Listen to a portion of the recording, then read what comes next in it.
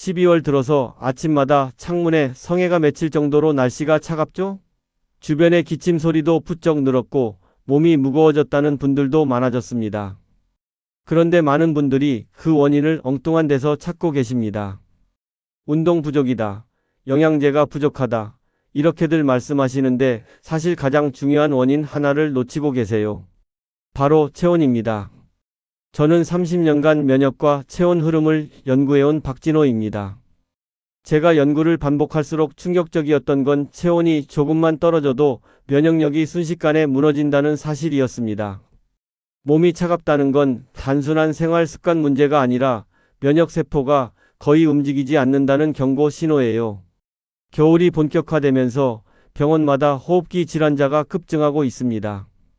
우리 몸속 면역세포는 체온이 정상일 때만 제 속도로 움직입니다. 그런데 체온이 1도만 떨어져도 이 세포들이 느려지고 바이러스나 세균을 잡는 속도가 급격히 줄어듭니다. 이맘때 감기가 오래가는 이유, 아침에 몸이 무겁게 느껴지는 이유, 상처가 잘 낫지 않는 이유가 모두 여기에 있습니다. 요즘 손발이 차고 피곤함이 오래가고 상처 회복이 느린 분들은 절대 그냥 넘기면 안 됩니다. 이건 나이 때문이 아니라 체온이 떨어져서 면역 시스템 전체가 느려진 신호일 수 있어요. 많은 분들이 이 신호를 무시하고 그냥 지나가시는데 그러면 감기는 점점 더 오래가고 작은 염증 하나도 회복이 늦어집니다. 체온 관리를 제대로 하지 않으면 면역력은 계속 떨어질 수밖에 없습니다. 여러분은 어떤 신호가 느껴지시나요? 댓글로 남겨주시면 함께 이야기 나눠보겠습니다. 얼마 전 지인인 72세 이성호님 이야기를 들었습니다. 이분은 평소 감기가 한 번 걸리면 몇 주씩 갔고 아침마다 몸이 무겁고 소화도 늘 답답하다고 하셨어요. 그런데 본인은 그저 나이 때문이라고 생각하셨죠. 주변에서도 다들 나이 들면 그렇다고 하니까 그냥 받아들이고 계셨습니다. 어느 겨울날 제가 몸이 차갑냐고 물었더니 별 문제 없다고 하시더군요. 그래서 배와 손등을 살짝 만져보니 얼음처럼 차가운 상태였습니다. 본인은 느끼지 못하고 계셨지만 몸 전체가 냉해져 있었던 거예요. 저는 그때 일단 목 뒤를 따뜻하게 해보라고 권했고 조심스레 발목 운동을 하루 1분씩 해보자고 했습니다.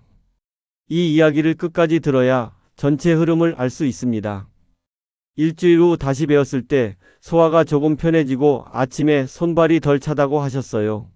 생활을 크게 바꾼 것도 아니고 그저 몸을 조금 따뜻하게 만들었을 뿐인데 이런 변화가 온 거죠.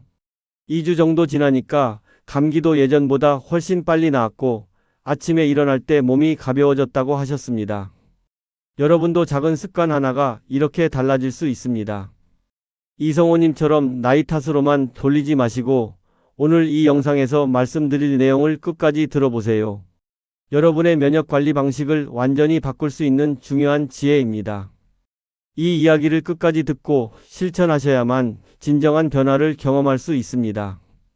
혹시 아직 구독과 좋아요를 누르지 않으셨다면 지금 바로 눌러주세요. 이 채널은 여러분의 건강한 노년을 응원합니다. 끝까지 보시면 왜 지금 당장 여러분의 작은 습관을 바꿔야 하는지 분명하게 깨닫게 되실 겁니다. 뒤에 나올 실천법을 모르시면 지금까지의 노력이 의미 없어질 수 있어요. 이제 본격적으로 체온이 떨어질 때 우리 몸속에서 어떤 위험이 생기는지 하나씩 짚어보겠습니다. 체온을 떨어뜨리면 면역이 무너지는 이유 6가지. 우리 몸은 정말 정교한 시스템입니다.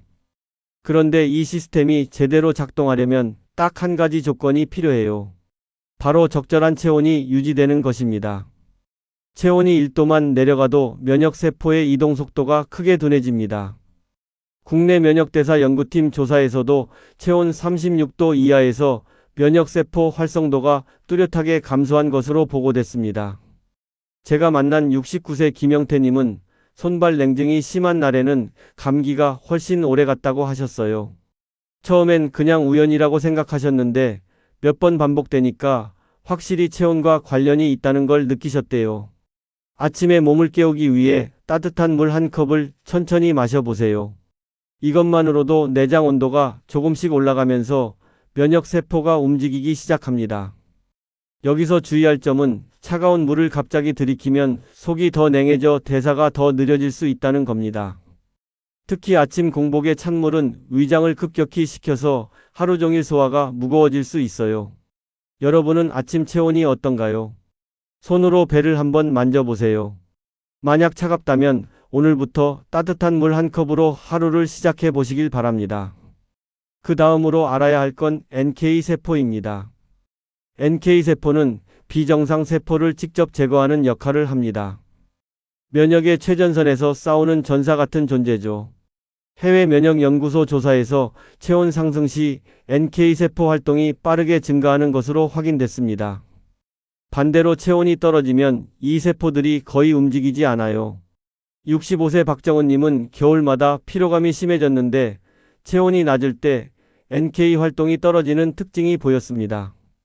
이분은 평소 목뒤가 늘 차갑다고 하셨어요. 그래서 목뒤를 온열팩으로 20분 정도 따뜻하게 해주라고 권했습니다. 목 뒤에는 중요한 신경과 혈관이 지나가거든요. 여기를 따뜻하게 하면 전신순환이 살아나면서 NK세포도 다시 활동하기 시작합니다. 다만 너무 뜨거운 온도는 피부 자극을 줄 수 있으니 적당한 온도를 유지해야 합니다. 손으로 만졌을 때 따뜻하다 10분 정도면 충분해요. 여러분은 요즘 목뒤가 차갑지는 않으신가요? 한번 만져보세요. 만약 차갑다면 오늘 저녁부터 온열팩을 준비해 보시길 바랍니다. 세 번째는 혈액순환입니다. 차가운 몸에서는 혈관이 수축해 온몸에 산소 공급이 떨어집니다. 한국순환기 연구자료에서도 체온이 낮아질수록 말초 혈류량이 미세하게 감소하는 경향이 나타났습니다. 특히 손끝 발끝 같은 말초 부위는 혈액이 제일 나중에 도달하는 곳이라 체온이 떨어지면 가장 먼저 영향을 받아요. 71세 이명자님은 하체가 늘 얼음 같았고 쉽게 붓곤 했습니다. 특히 저녁만 되면 발목이 퉁퉁 부어서 신발을 벗기도 힘들 정도였대요. 그래서 발목을 위아래로 천천히 움직이는 동작을 1분만 해보라고 권했습니다. 발목을 움직이면 종아리 근육이 펌프 역할을 해서 혈액을 심장 쪽으로 밀어 올려줍니다. 무리한 스트레칭은 근육 긴장을 더 높일 수 있으니 천천히 부드럽게 하는 게 중요합니다. 앉아서 발목만 살짝 움직여도 충분해요. 여러분은 하체가 더 차가운 편인가요? 만약 그렇다면 하루에 몇 번씩 발목 운동을 해보세요. 네 번째는 소화력입니다. 위장은 근육이라 혈액이 충분히 도달해야 움직입니다. 위장 기능 연구에서 복부 온도가 떨어지면 위 운동 속도가 감소하는 경향이 보고됐습니다. 체온이 낮으면 위장 근육도 제대로 수축하지 못해서 음식물이 오래 머물고 소화가 느려지는 거예요. 68세 최은성님은 속이 자주 더부룩했는데 따뜻한 국물을 늘린 후 훨씬 편안해지셨습니다. 이분은 평소 찬 음식을 자주 드셨는데 그게 위장을 계속시켜서 소화력을 떨어뜨렸던 거죠. 식사 전 따뜻한 물 한 모금씩 마셔서 위장 온도를 올려주세요. 이것만으로도 소화가 훨씬 편해집니다. 다만 너무 뜨거운 음료는 오히려 위 점막을 자극할 수 있으니 미지근한 정도가 좋습니다. 손으로 만졌을 때 따뜻하다 싶은 온도면 딱 적당해요. 여러분은 식사 후 더부룩함이 자주 있으신가요? 만약 그렇다면 식사 방식을 한번 점검해 보세요. 다섯 번째는 바이러스입니다. 우리 세포는 체온이 떨어지면 쉬는 반면 바이러스는 더 활발히 활동합니다. 해외 감염학 조사에서도 낮은 체온 환경에서 특정 바이러스의 활동성이 증가하는 현상이 확인됩니다. 바이러스는 차가운 환경을 좋아해요. 그래서 겨울에 감기가 더 잘 걸리는 겁니다. 66세 한미정님은 겨울마다 감기가 오래 갔지만 체온 관리를 시작한 뒤 큰 차이를 느끼셨습니다. 이분은 잠들기 전 10분 조격을 꾸준히 하셨어요. 조격은 하체를 따뜻하게 해서 전신 체온을 올리는데 정말 효과적입니다. 미지근한 물은 효과가 약하니 약간 뜨끈한 온도가 필요합니다. 발을 담갔을 때 처음엔 뜨겁다가 곧 적응되는 정도면 적당해요. 여러분은 겨울에 더 잘 아프신가요? 만약 그렇다면 체온 관리가 부족한 건 아닌지 점검해 보세요. 여섯 번째는 회복 속도입니다. 체온이 낮으면 상처 치유 속도도 느려집니다. 우리 몸이 상처를 회복할 때는 그 부위로 혈액을 집중시켜 영양분과 산소를 공급합니다.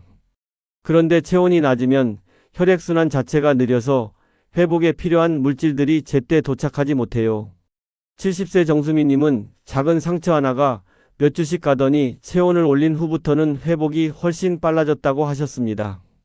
이분은 평소 손발이 늘 차가웠는데 따뜻한 물을 자주 마시고 온열팩을 사용한 후 몸 전체가 따뜻해지면서 상처도 빨리 아물기 시작했대요. 회복이 느린 분들은 체온부터 점검해 보세요. 작은 상처가 오래가는 건 단순히 나이 때문만이 아닐 수 있습니다. 여러분은 상처가 잘 낫지 않는 편인가요? 만약 그렇다면 체온 관리부터 시작해 보세요.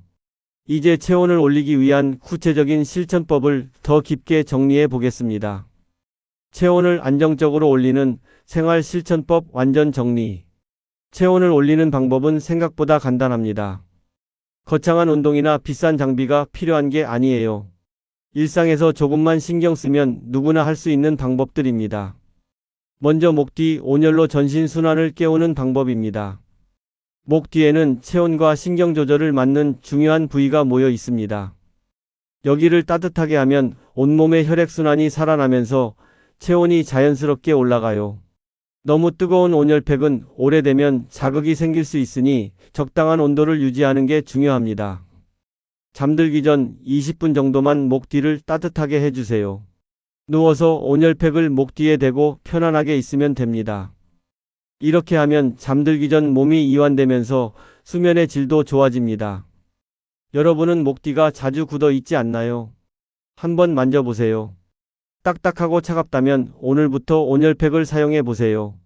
두 번째는 발목과 종아리 자극으로 하체 순환을 회복하는 방법입니다. 종아리는 몸의 두 번째 심장이라 불릴 정도로 순환에 중요한 근육입니다. 종아리가 움직이면 혈액을 심장 쪽으로 밀어 올리는 펌프 역할을 해요. 무리하게 돌리면 발목이 불편할 수 있으니 천천히 부드럽게 움직이는 게 중요합니다. 위아래, 좌우, 원 그리듯 발목을 1분 움직여주세요. 앉아서도 할 수 있고 누워서도 할 수 있어요. 아침에 일어나자마자 침대에 누운 채로 발목만 움직여도 하체 순환이 깨어납니다. 아침에 일어나면 발이 차가우신가요? 만약 그렇다면 일어나자마자 발목 운동부터 시작해 보세요. 세 번째는 뜨끈한 족욕으로 체온 기초선을 올리는 방법입니다. 하체를 따뜻하게 하면 심장에서 먼 곳부터 순환이 살아납니다. 발은 심장에서 가장 먼 곳이라 혈액이 제일 나중에 도착해요. 그래서 발을 따뜻하게 하면 온몸의 혈액순환이 활발해지면서 전신 체온이 올라갑니다. 물 온도가 너무 낮으면 효과가 거의 없으니 약간 뜨겁다 싶을 정도가 적당합니다. 발목 위까지 담가 10분에서 15분 천천히 족욕해 주세요. 족욕하면서 발목을 가볍게 움직이면 효과가 더 좋아요. 밤에 발이 차서 잠 설치신 적 있나요? 만약 그렇다면 자기 전 족욕을 꼭 한번 해보세요. 네 번째는 가슴 앞 스트레칭으로 막힌 혈관을 푸는 방법입니다. 구부정한 자세는 혈관을 압박해 체온을 더 떨어뜨립니다. 특히 앉아있는 시간이 긴 분들은 가슴 쪽 근육이 계속 수축되어 있어서 혈액순환이 막혀요. 갑작스런 과신전은 피해야 하니 천천히 부드럽게 펴는 게 중요합니다. 벽에 손을 짚고 어깨를 천천히 뒤로 열어주세요. 가슴이 활짝 열리는 느낌이 들 때까지 천천히 스트레칭하면 됩니다. 하루에 3번 정도만 해도 가슴 쪽 혈액순환이 훨씬 좋아져요. 요즘 자세가 자주 구부정해지지는 않나요? 만약 그렇다면 틈날 때마다 가슴을 펴는 스트레칭을 해보세요. 다섯 번째는 음식을 통해 내장 온도를 유지하는 방법입니다. 따뜻한 음식은 혈류를 안정적으로 끌어올립니다. 특히 국물 음식은 위장을 직접 따뜻하게 해서 소화도 돕고 체온도 올려줘요. 공복에 너무 뜨거운 국물은 피하고 적당한 온도로 드시는 게 좋습니다. 된장국, 미역국, 생강 국물처럼 따뜻한 국물을 식사에 넣어보세요. 특히 아침 식사 때 따뜻한 국물을 곁들이면 하루 종일 체온 유지에 도움이 됩니다. 식사 때 국물 자주 드시는 편인가요? 만약 아니라면 오늘부터 국물을 하나씩 추가해 보세요.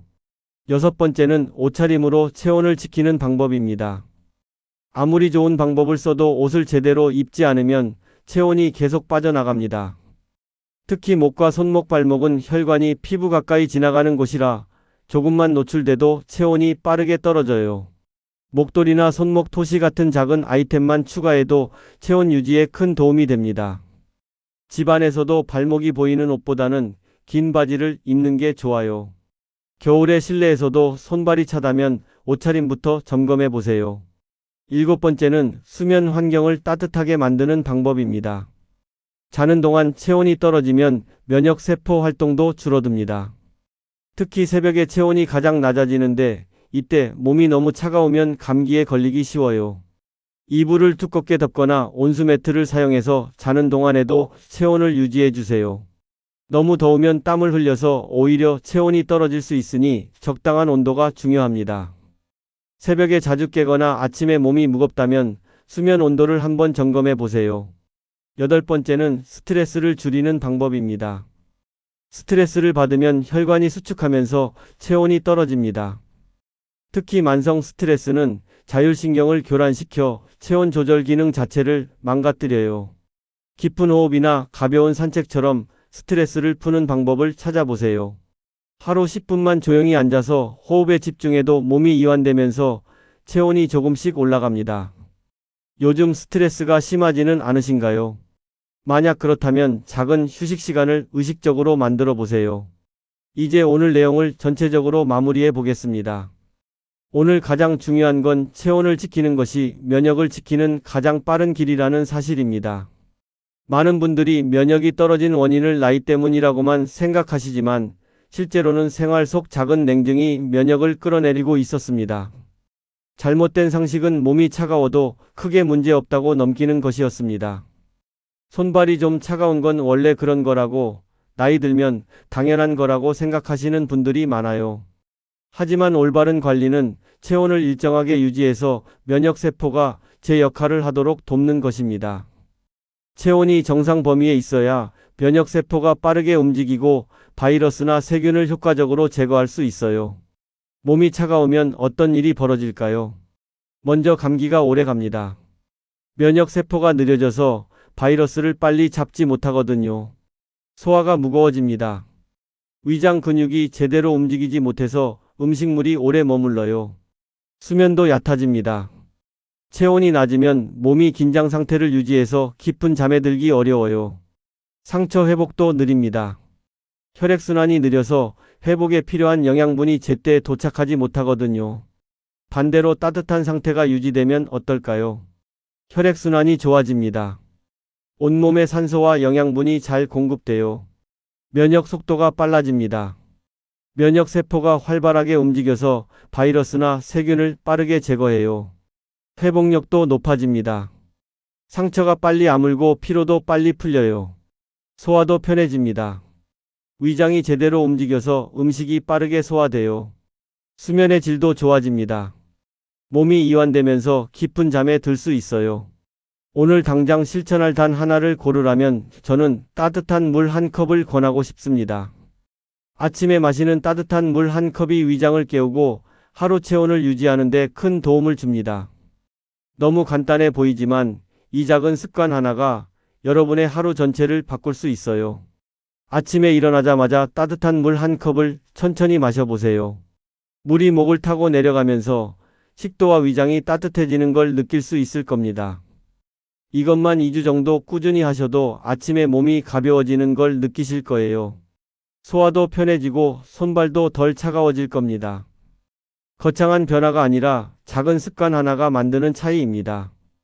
다음 영상에서는 수면만 바로잡아도 면역세포가 다시 활발해지는 과정을 정확하게 정리해 드리겠습니다. 잠과 면역은 절대 분리할 수 없는 관계니까요. 수면 중에 우리 몸에서 어떤 일이 벌어지는지, 왜 깊은 잠이 면역력 회복에 필수적인지 구체적으로 말씀드릴게요. 여러분은 요즘 체온 관리 어떻게 하고 계신가요? 오늘 말씀드린 방법 중에 하나라도 실천해 보실 건가요? 댓글로 나눠주시면 함께 이야기 나눠보겠습니다.